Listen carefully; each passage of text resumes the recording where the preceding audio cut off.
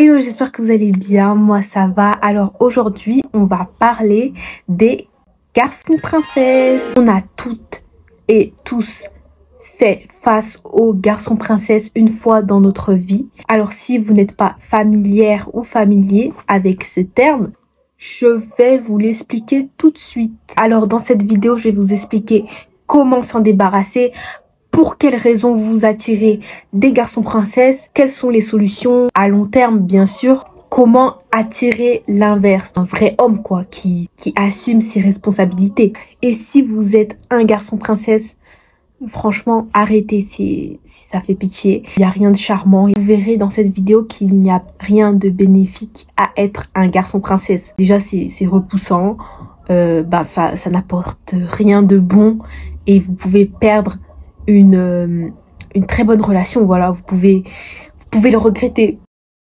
Si vous ne le saviez pas, le terme garçon princesse est apparu en 1900. Je rigole.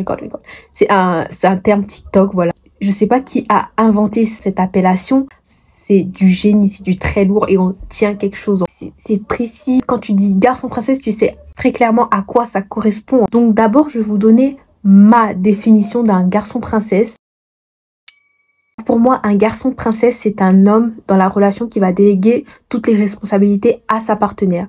Ça peut être des responsabilités financières, voilà, affectives, tout ça. Le garçon princesse va vraiment se reposer sur sa partenaire. Donc ça ne sera plus une relation, voilà, comme on la connaît quoi. C'est une relation mère-fils. Le garçon princesse n'a pas de mal à se faire entretenir.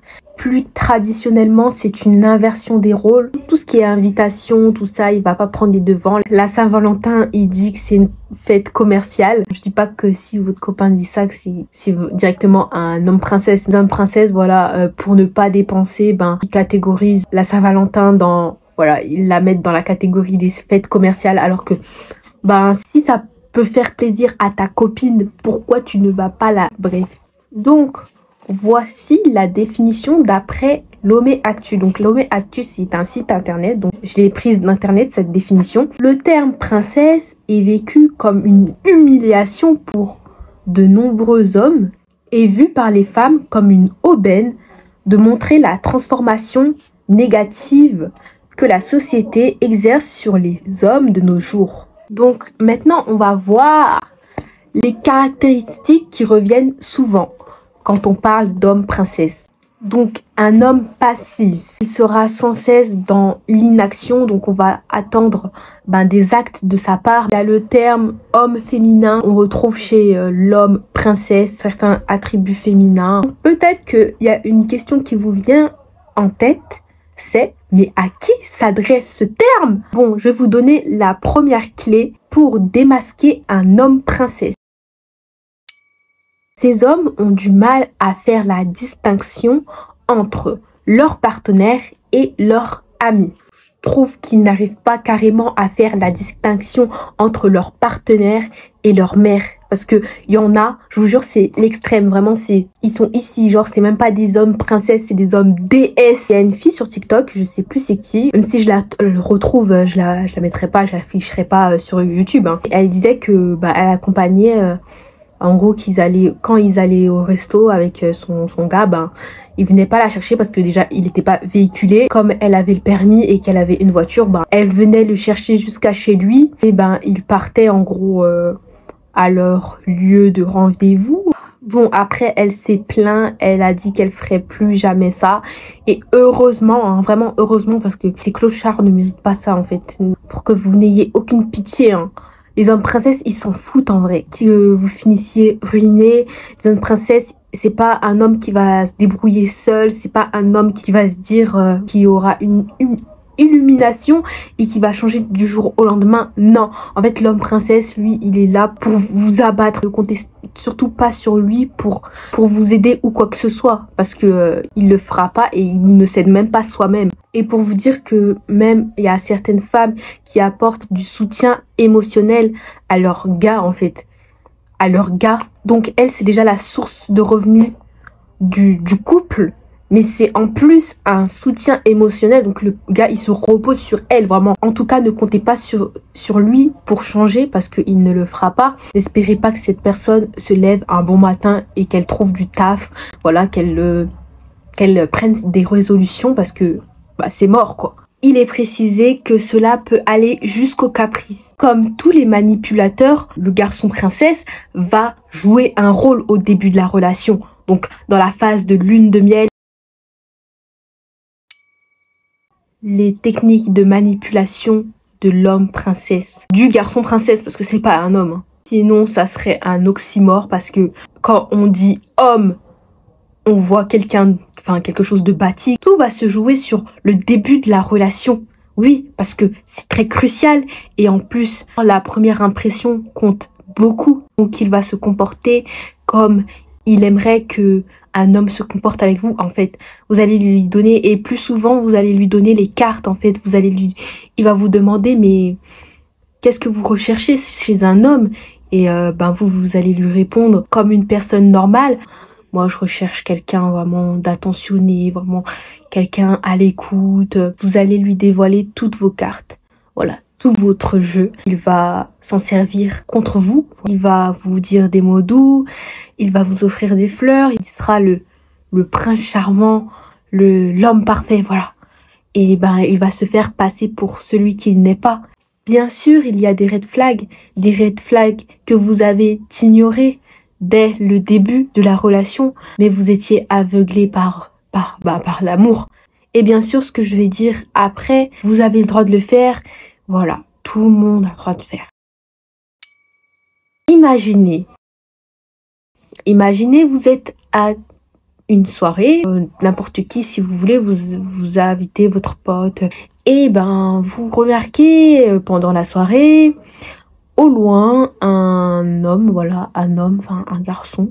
Un homme, donc il vous remarque aussi. Commencez les eyes contact, mais au bout d'un moment, ça vous paraît long quand même. Il vous a remarqué, vous l'avez remarqué, il y a un petit jeu de regard qui s'est installé, mais personne n'ose faire le premier pas. Vous décidez, voilà, d'aller lui parler parce que vous craignez la fin de la soirée et vous craignez de ne pas repartir sans son numéro de téléphone. Bon, en fait, ça vous a poussé un tout petit peu de faire le premier pas parce que voilà, si vous aurez pas, si vous l'aurez pas fait, qui l'aurait fait? Lui, je pense pas. Des numéros, il en a. Voilà, il en a. C'est pas ce qui lui manque. En fait, c'était lui le prix. Hein. Ça sur YouTube. Hein. Tout le monde va le voir. Et bien sûr, vous avez le droit de faire le premier pas. Pour moi, c'est le premier red flag. Voilà, le red flag qui se fait, voilà, au début de la relation. Peut-être que ça peut vous paraître minime. Peut-être que voilà, vous vous dites que bon, ça c'est pas trop un red flag. Si votre relation a marché, si vous êtes une fille et que vous avez fait le premier pas, c'est très bien en vrai. Vous avez eu de la chance parce que moi je parle en connaissance de cause. Hein. Vraiment, je vous souhaite tout le bonheur du monde. Mais moi, le premier pas, je le ferai plus déjà. Je le ferai plus parce que j'ai vu les retombées hein, et ça s'est pas passé comme prévu. Pour moi, je me le conseille plus de faire le premier pas parce que j'ai vu les garçons en vrai ça va très vite hein, dans leur tête. Hein. Enfin vraiment, ils vous catégorisent très très vite. Si votre cœur vous dit d'aller parler à ce garçon, faites-le. Si votre instinct vous le dit, faites-le. Vraiment, foncez. Mais moi, je le ferai plus jamais parce que c'est bon, genre ça m'a saoulé, genre ça y est, genre c'est bon. Après, moi, je tombe que sur des gars bizarres qui n'ont aucune ouverture d'esprit. C'est pour ça que je le ferai plus parce que, regardez, voilà où on en est. Donc voilà, au début de la relation, peu importe qui est allé vers qui, il va vous offrir des fleurs, vraiment il va tout donner au début de la relation parce que voilà, c'est la phase où on se découvre. Et fleurs par-ci, et resto par-là, il va aller toujours de votre sens et au fur et à mesure de la relation, ces actes pour vous diminueront petit à petit. Mais avant de diminuer, voilà, petit à petit, ces actions, voilà, ces actes romantique, il va s'assurer que vous êtes vraiment acquise, que vous êtes vraiment sous son emprise, que vraiment vous êtes amoureuse avec un grand A. Une routine va s'installer comme dans tous les couples, hein. Et si vous êtes dans un couple sain, c'est normal. Il commencera à faire le strict minimum. Et c'est là que les rôles vont s'inverser. Donc vous allez devenir le prince et lui la princesse.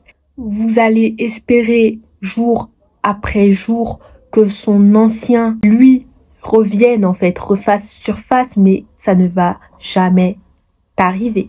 Il vous a déjà sous la main. Donc pourquoi faire des efforts puisque vous ne le quitterez pas? Vous l'aimez trop pour lui dire au revoir. Pour certains, on devient un homme princesse par haine des femmes, ou lorsque on a vécu des expériences, voilà, ils ont toujours entendu que s'ils étaient des gentils hommes, voilà, s'ils offraient des choses, voilà, à leurs copines, tout ça, ils seraient récompensés en gagnant, en gros, le cœur des femmes. Maintenant, ils ont ouvert les yeux, ils se sont dit, ça sert à rien d'être gentil avec une femme, vu que, quand t'es gentil avec elle, en gros, elles choisissent toujours les bad boys, tout ça. En gros, la phrase qu'on a entendue, qu'on nous a rabâché, tout ça. Enfin, bref, pseudo-vengeance, en gros, envers la gente féminine. Ils veulent se venger parce que, les femmes, c'est des michetots, tout ça. Enfin, voilà, tout. Bref. Et il y a le contenu masculin, comment devenir un homme viril, comment les rendre tous dingues, les rendre toutes folles, enfin voilà, folles de vous. Enfin, vous voyez les titres aguicheurs qui font cliquer les gens, les hommes qui n'ont pas confiance en eux. Comment on le devient, l'influence, tout ce qu'on regarde, l'entourage, tout ça. On va prendre un exemple, hein. Leurs potes, c'est des bad boys, voilà, ils font courir les filles, tout ça. Mais ils se disent, je vais faire la même chose. Voilà, bref, je vais faire la même chose, tout ça. Et rebolote, ouais, bref. Dans le deuxième cas, on peut avoir grandi dans une famille où les femmes faisaient tout, en fait. C'était les hommes de la maison, et ils voyaient leur père rien foutre. Et ils ont pris l'exemple en fait de leur daron, voilà. Et ils sont devenus des hommes princesses, voilà. Souvent les plus petits aussi c'est des hommes princesses. Les parents c'est la phase où ils sont moins stricts, voilà, ils sont plus stricts déjà avec les aînés. Ils ont des grands frères et tout ça et ils ont moins de responsabilités surtout. Après pas tous, hein, j'en fais pas une généralité quand même. Vous êtes chiants. Quelle raison vous attirez des garçons princesses?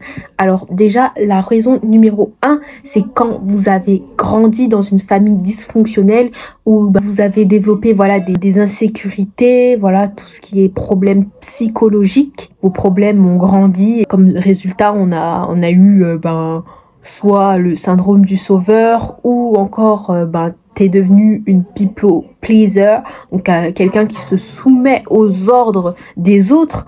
Dans certaines cultures, on dit de faire un truc et t'as pas le droit de réprimander, voilà, t'as pas le droit de donner, voilà, t'as pas le droit de dire non en fait, et tu dois le faire, et du coup ça te conditionne, et à l'âge adulte tu deviens une people pleaser, et je dirais même à l'adolescence tu deviens une people pleaser, et tu t'arrives plus à dire non, c'est un truc qu'il faut soigner et au fur et à mesure des années, il faut apprendre en fait à dire non. Tu peux être une femme avec beaucoup d'énergie masculine, donc ton énergie masculine peut empiéter dans ton énergie féminine. En fait, elle surpasse ton énergie féminine en fait.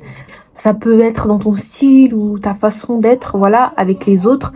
Tu peux attirer des garçons princesses, voilà. Les deux se complètent, donc si t'es plus masculine et l'autre est plus féminin, alors les deux vous allez matcher et tu vas attirer que ça parce que un couple c'est